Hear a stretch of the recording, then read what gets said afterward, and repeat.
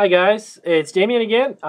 Back to do another episode on how to sell on Etsy. Unless you've started an Etsy shop, if you've been selling on Etsy, that's great. I have been selling for a few years on Etsy, an average roughly 400 to 500 views a day in 2015, and have sold to 15 countries around the world.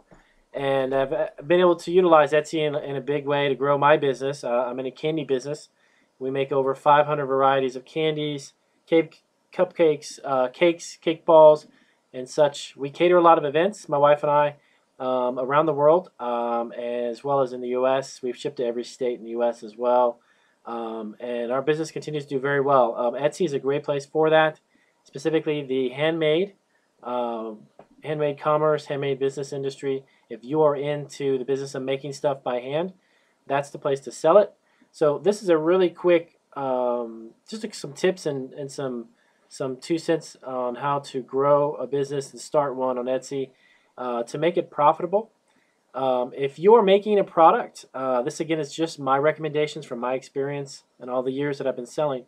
If you're making a product and you're only making about $2 to $3 to $4, maybe even $5 per item, that's great. That's okay.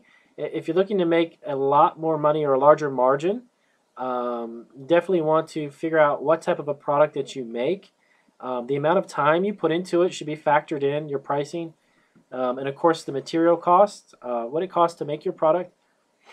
You want to try to, as far as my opinion, you want to be around that $8 to $9 to $15 to $20 profit margin per item.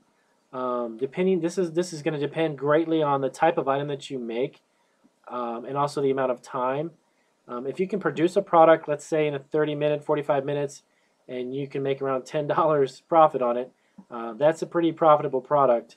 And if you can make those and mass produce them for a larger event, for instance, if somebody were to order 100 of them for an event like a wedding or a corporate event, or 300 or 400 units for a larger event, and you're making $8 to $10 a pop for each piece, then that's about an $800 profit. That becomes a worthwhile price point, plus a product that would be worthwhile for you to make.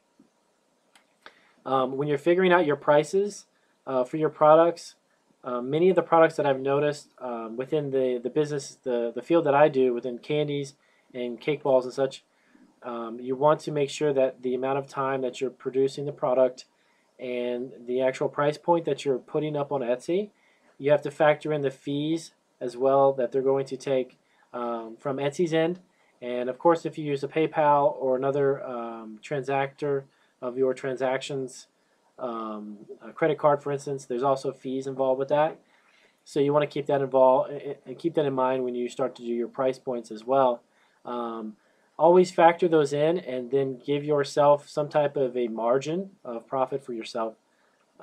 It can vary from product to product. Again, like I was saying, it depends on the price, the amount of the cost for the product materials, and then the time put into it.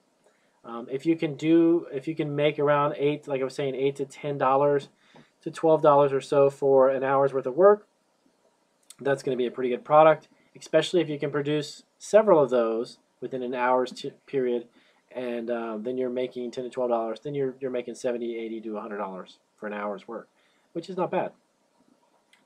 One other thing that to definitely keep in mind when you discuss price points and you're posting them for your products, all the social media that you use, for instance, if you put a product up on Facebook, if you're pinning products on Pinterest, if you're utilizing Tumblr as well is a great social media site.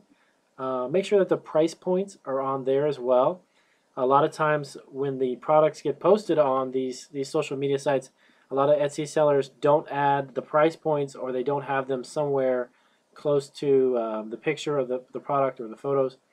So a lot of times customers will see the product, they may repin it, but they don't show any interest in buying it if you don't have a price point on it.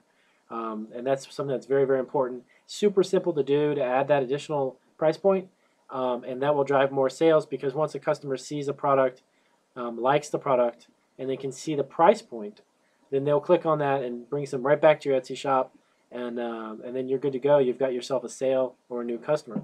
So just a few things to keep in mind when you're figuring out your price points. We're going to be adding some more videos on our experience for selling on Etsy to try to help you out, either starting a shop or if you want to grow one. And we look forward to seeing you then. Subscribe to our station. If you have any questions or anything that you ask us, definitely let us know. We'll get back to you as quick as we can. And we'll see you. Thanks.